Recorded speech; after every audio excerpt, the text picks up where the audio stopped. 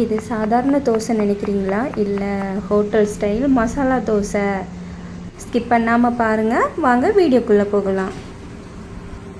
பேர் தாங்க மசாலா தோசை, ஆனால் எந்த ஒரு மசாலா பொடியுமே நம்ம போட போகிறது கிடையாது.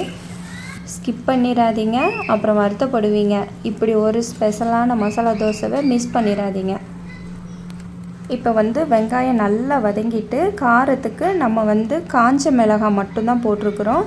ஸோ அடுத்து கொஞ்சமாக மஞ்சள் தூள் போட்டிருக்குறோம், காயப்பொடி. இவ்வளோ தாங்க மசாலாவே, வேறு எதுவுமே கிடையாது.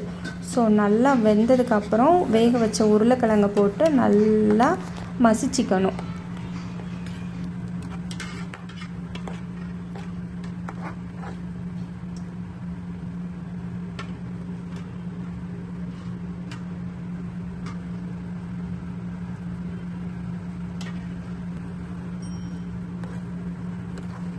ஓகே, இப்போ மொறுன்னு தோசை விடலாமா? ஸோ தோசை சேஃபெல்லாம் இல்லையேன்னு பார்க்காதீங்க. எதில் தாங்க பெர்ஃபெக்ட் கிடைக்கிது?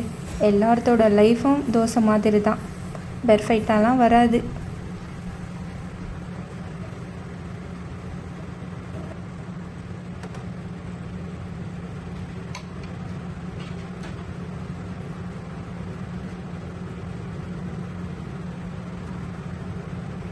இது உண்மையாகவே ஹோட்டலில் பண்ணிகிட்டு இருக்க தோசை தாங்க. ஸோ சும்மா ஹோட்டல் ஸ்டைலுன்னு சொல்லலை, உண்மையாகவே ஹோட்டலில் தான்.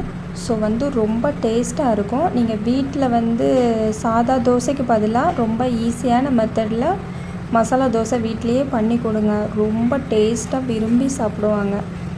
ஸோ இந்த வீடியோ பிடிச்சிருந்துன்னா லைக் பண்ணுங்கள், ஷேர் பண்ணுங்கள், பெல் ஐக்கானை டச் பண்ணுங்கள், சப்ஸ்கிரைப் பண்ண மறக்காதீங்க. ப்ளீஸ் சப்போர்ட் பண்ணுங்கள். தேங்க்யூ.